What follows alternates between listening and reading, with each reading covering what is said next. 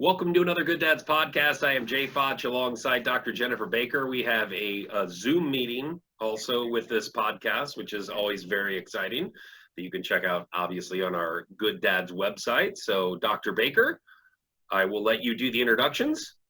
Okay, so here with us today is, as always, our staff person, Drew Dilisio, but then our special guest is Rick Hughlett, who owns Rick's Automotive, and we thought who better to tell us about a potential career in auto, I guess you call him an automotive technician, is that right, Rick? Am I saying that correctly? Yes. Okay, so this is the time of year that a lot of parents are saying to their 17-year-olds, what are you going to be doing next year?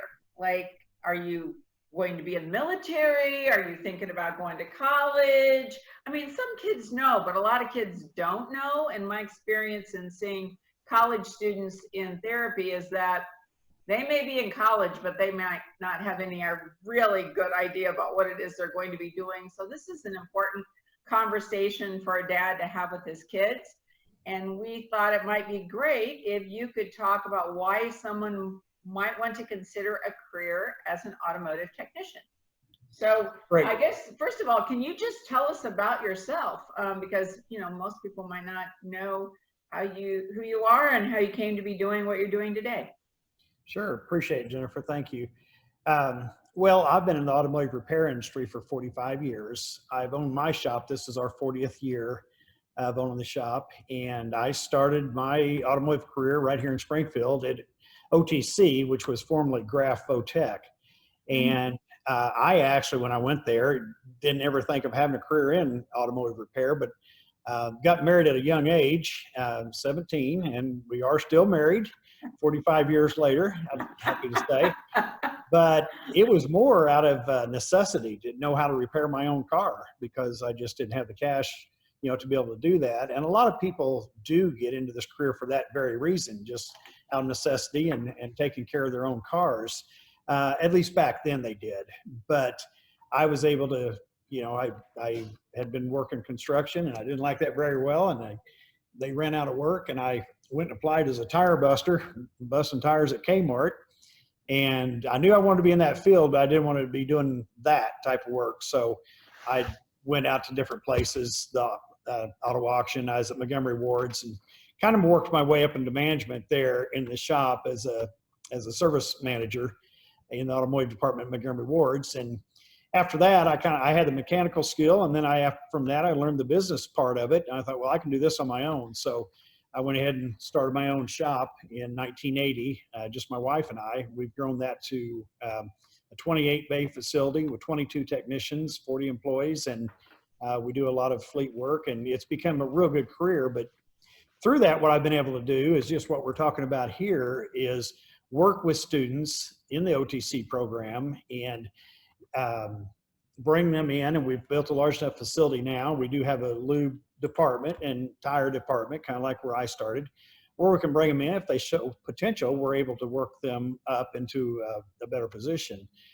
It has changed though, because a lot of people don't, used to dad taught son how to work on car and son would teach his son and on down the line. And when cars were fairly simple prior to say 1990, 1995, cars were fairly simple, didn't change a lot. Computers came out in 1981 and a half. So they got a little bit trickier then, but at that time, and then, by the early 90s, we'd gone to all fuel injection. There wasn't any carburetors and dad wasn't teaching son anymore. So there wasn't anyone in the family that really knew how to care for the car, which kind of elevated the auto repair industry, because now instead of being in an industry where it's something everybody could do, they just either didn't have the time or didn't want to mess with it. Now it was becoming a true profession, a lot more technical, and that's where we are today.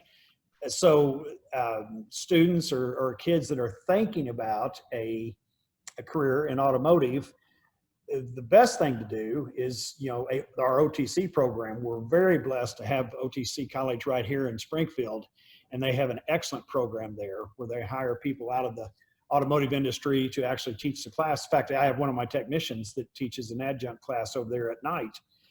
So you're getting firsthand experience. But Along with that, also the salaries and the pay has changed. So I will say this is not a career that you would do for the money. If you go into it, there is good money to be made, but don't go into it for the money. You got to love cars. You really have to love cars, love fixing things. It doesn't have to be cars. You might be that guy that used to take the toaster apart or have the refrigerator halfway apart or put a new belt on the washer. And that's the type of individuals that come into our industry. They just like fixing things. And you kind of have to have that. You need to have that because anybody that comes into it just for the money doesn't generally last or are happy in the industry. So it takes a little bit of both. But a good technician can make very good money these days. So would you say that maybe for yourself, you kind of always, from what I know of you, always enjoyed cars, or you liked cars, or you like that sort of thing? Most of the people who work for you, are they the kind of folks who knew early on that this might be something they'd like to do, or did they come to it, in their 20s sometime? Well, sometimes you get people out of the construction industry like I did myself, and, work can either run out or it's, cold in the winter, hot in the summer. And, Yeah. most shops have good ventilation and they're comfortable places to work in. So we get people out of that industry a lot, but for the most part, it's people that loved cars. And I don't mean that you have to just eat and breathe them, but somebody that likes keeping up with different models of cars, likes, driving them, likes fixing things. So, and there are a lot of people like that because we went through a period of time through the 80s and early 90s that cars weren't very cool. But now they are. You've got 550, 650, 700 horsepower cars out there. You got the electronic cars that are coming on that takes the brilliant minds that are coming out of the schools today to work on those. And, a lot of computers, a lot of, the fuel injection. There's compressed natural gas that's starting to show up in our industry. And so there's a lot of neat things happening right now that really draws the interest of these high-tech students. So, and it's not, when I got into it, there was a term grease monkey, and I was bound and determined I was going to change that term for our industry because it's not a very glorified term. So you don't ever hear anybody become a grease monkey anymore. And they've gone from mechanic to technician. I still don't mind the word mechanic because it does describe what we do, but there are full technicians. I have people in my shop that never touch changing a part or anything. All they do is diagnose. They bring the car in. They've got all the computer systems. They've got all the diagnostic tools for the different makes and models of cars, and they diagnose what's wrong, and then they send it to one of our service technicians that will change the part and do the final testing. So it's not it still can be a clean profession. And there's also, if you don't like working on the cars themselves, but you like the automotive industry, we have our service advisors at the front counter that understand cars, so they can take what the technician tells them needs to be done, and they better working with the customers and then convey that to the customer more in layman's terms of what needs to be done. And they, I guess for lack of a better term, they're kind of the salesperson in the industry.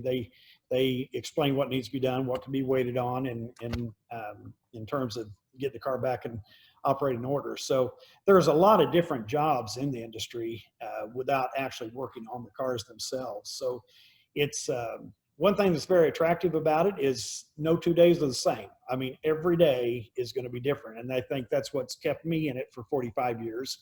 Of course, as a business owner anyway, every day is different, but it's not assembly line work. It's, everything, about the time you think you've seen it all, there's something new that comes through the door.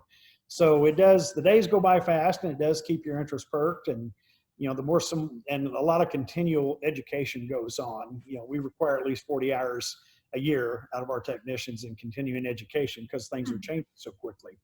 So, but it is an education. I mean, it is an industry that goes back to what we're talking about with good dads that does not require, a college degree. A high school diploma is, there are some that's got in it without that because they're just very technical and very inclined to what they're doing. And as we know, there's a lot of very wealthy people nowadays that didn't finish high school or didn't finish college, but they were very good at what they did. So this is an industry that works good with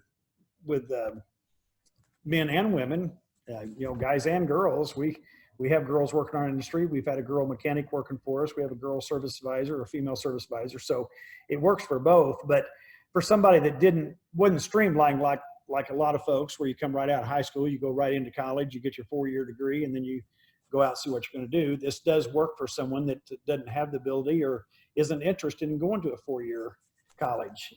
You get your associate's degree from OTC, which is very nice to have. And a lot of our students, a lot of our employees go there even after coming to work for us.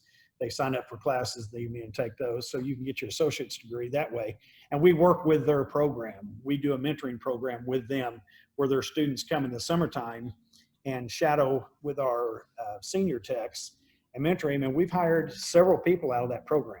So we actually send some of our employees to OTC to learn how to be a proper mentor. And then when they come to us, we actually are part of their grade when they work for us. And if somebody shows good potential, we keep them on and we team them up with our senior guys. Well, first of all, I'd like to just say that truly, I think the work that you've done at Rick's Automotive kind of changes the image that people have of an automotive technician, because I've been in your business, and you could eat off the floor. I mean, it's so clean. It's ridiculously clean. It's so clean. As a matter of fact, I was at like a very high-end like social party there at Rick's Automotive when you first kicked it off, and it was like, this is nicer than any banquet hall. I'm pretty sure the COVID people would be happy with you, Rick. Yeah. It's so clean. Well, I appreciate that. And we do strive, and you got to get everybody to buy in on that, because it can't just be me. So everybody understands it's better. And, you know, I've always been thought it doesn't matter how large your house is, how nice your car is, they can be clean. You know, nothing keeps you from keeping it clean. And an automotive shop's the same way. When we had a much smaller little 6-bay shop with an old rough concrete floor, it was always clean. So anyway, that's a passion of mine. And people do appreciate it when they bring their cars there. I mean, they don't know how to assess you or what your abilities are, but they can look around, and if it's a nice clean shop, that gives you at least one head up on the game anyway. Yeah. So, you know, if this was dad talking to his son or daughter, it sounds like you're saying maybe the best first step would be to go over to OTC to get some training there. But is there anything they can do in their senior year that might kind of get them like, is this something I want to do? Or is there, I'm not suggesting that you maybe hire somebody who's in high school, but what would a 17-year-old person, what could they do to kind of try it out a little bit? Well, we're fortunate in Springfield to have a lot of very good shops. It's, you know, we have an organization there and we all work close together. And I know for sure not a one of the shops would mind sitting down with a prospective student or prospective employee that's a student this time and just visiting with them and let them see. We've had people that have come in, my doctor's sons, come in and just shadowed to see if, and we let them stay a week there and just shadow. I think they were there 3 or 4 hours a day and going around and seeing what it looked like to be working on cars. So I know almost all shops are open to that. Of course, it's without pay, but you can kind of get a feel of what goes in there and how the, how the work flows from the front counter through the shop and how the repairs are done. Most people I would think that might have an interest in this would already have been a little bit associated with a shop, because a lot of them grow up with their dads working in shops or something like that. But if it is just out of the blue, that's something I know we offer. You know, if someone would call us and ask if they would be able to do that, we'd be happy to let them shadow for a week and see if it's something they're interested in. We've done it many times. That's a great idea. So I have a realistic question for you when people are thinking about maybe going into the automotive career.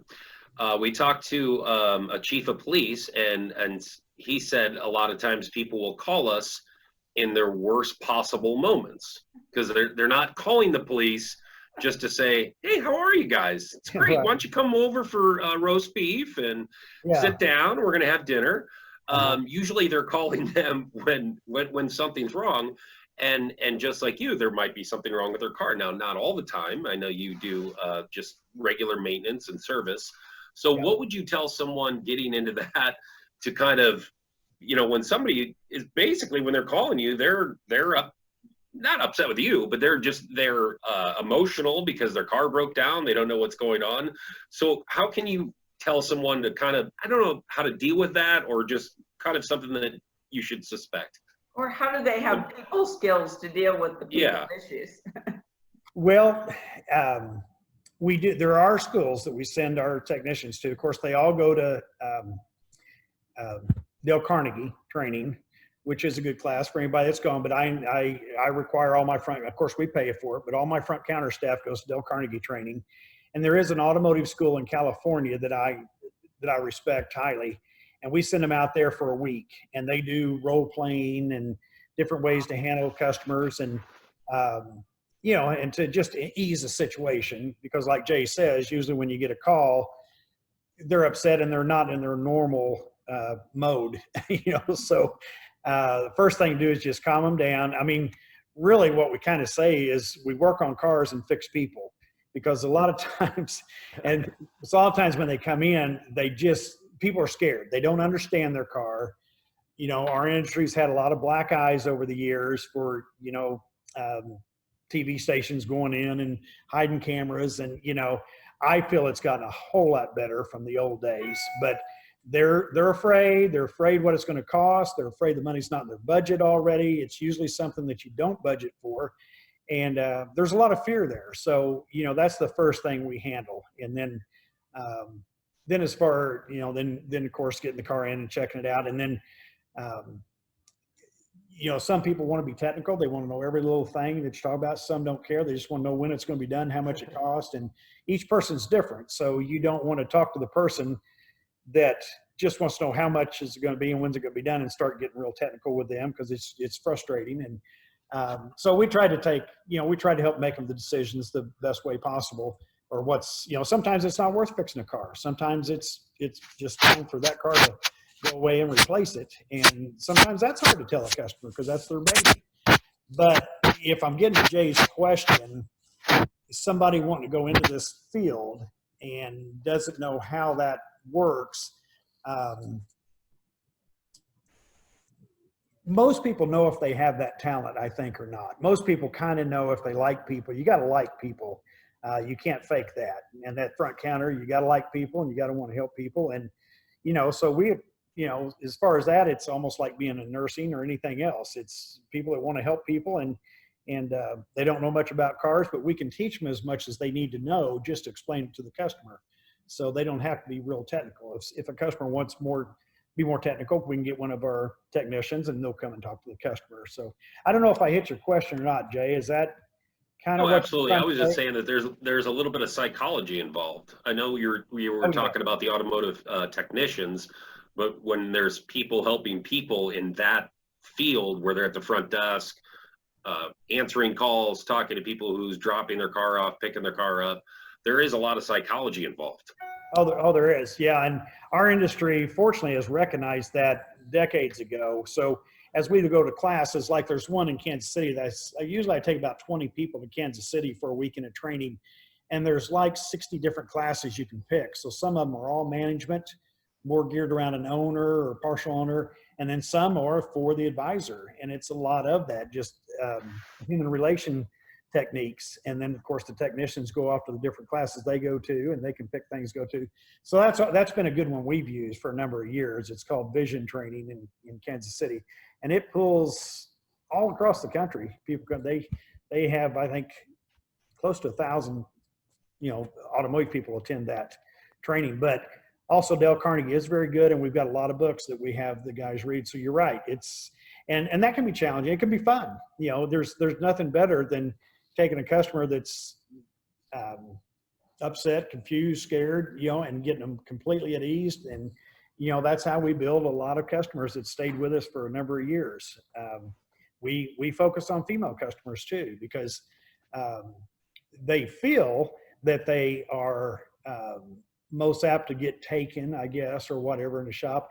And really, that's not true. Our female customers are some of the most automotive educated people that come in there. Fortunately, with the internet, that's because they ask a lot of questions, Rick. They ask questions, and they make. You're married. You know how many questions. Come on now. I mean, you know how many questions my wife asks. I mean, she is good. Like, I'm just like, gosh, I need to bring you next time we fix a car, because I didn't even think to ask that question. Well, and I think, and like we you really said, do like that. Well, I think like you said too, the automotive industry has a somewhat of a past of people thinking they're getting taken advantage of. And so women have a tendency to prepare for that because that's what they think Exactly. that the narrative is. And so it seems cool that you're training your employees to say, look, at this is how they're probably going to come in. This is how we handle it. And so that's really cool to hear. Okay. Well, fortunately, from being in business for the 40 years, which we've been very fortunate to do, I feel have helped that. I want to think that we've helped not only for our customers, but just for the industry in general. We've got an automotive association in Springfield, and we've brought a lot of trainers in over the years just to help the local garages. We all work together to bring training in, and we've just really wanted to change that image. I want to think that we have. I don't see that as often as I did. Sometimes it's with the younger customers, because they're maybe the first time they brought a car in for repair. So, and we do try to match. We're also privileged to have 7 service advisors. So we got a lot of different personalities in them. So we kind of try to match personalities with the client also. Cool. Over time, it usually just gravitates that way. Somebody will gravitate to a certain advisor, and that's who we let them use. They just ask for them, and my guys have been there a lot of years, so most of them know them by name. But anyway, back to the Good Dads program and younger students coming into that. That's very good. These questions are great examples of the other things you can do and never touch a car. And then you go from there. You got parts managers. I've got a parts manager who's been with me for over 20 years, 25 years. That's all he's done all of his life. He started out with O'Reilly's, and I hired him. He'd been there, I think, about 10 years when I hired him. So, he knows these numbers left and right, and that's a good parts man. I mean, he deals with everybody. He's got to deal with the front counter staff. He's got to deal with all the technicians. He's got to handle all those personalities, know all those numbers, know where to get the parts. And a good parts man is vital. And most guys I see going in to be a parts manager, parts man, we call them, they're in that job their whole life because they're, it's good pay because they're critical to the association. They are the middleman. Everybody kind of has to go through them, whether they're working up a bid or ordering parts or trying to see if one's available. So there's just numerous things that people, and a lot of times they'll start out as a tech and then they'll gravitate to the front counter or whatever. Most of mine came out of being, 3 of my advisors started out taking customers home and cleaning the shop. And the ones that had the good personalities and really did good with customers, we started working to the front counter and started teaching them that. So you gotta have good people skills to be at the front counter. And it's hard to learn those if you don't have them. But if you're a person that likes people and enjoys being around people and handling circumstances, like I say, I kind of relate it to nurses. They have to have that calming effect and care about what they're doing. Then you're a perfect fit for the front counter staff.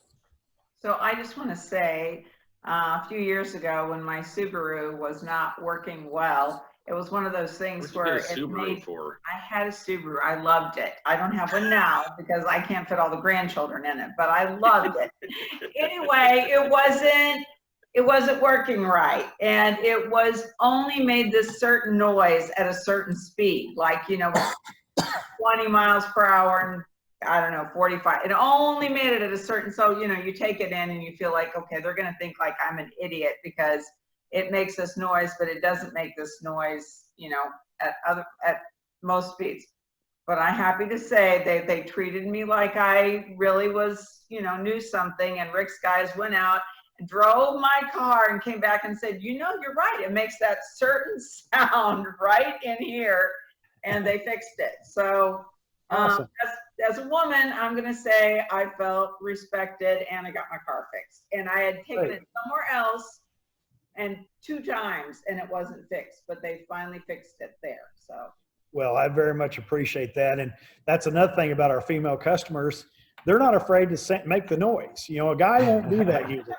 A woman will make the noise or she'll record it on our phone and bring it in nowadays. So it really helps us. And, a guy will bring it in and says, makes a noise. And we'll say, well, when's it do it? I'm not going to tell you how it sounds. I don't know how you're going to do the sound. But just the fact you told us that it was intermittent like that, that all leads to us finding the problem. So we appreciate that. Well, do either of you have any more questions before I ask Rick our final question?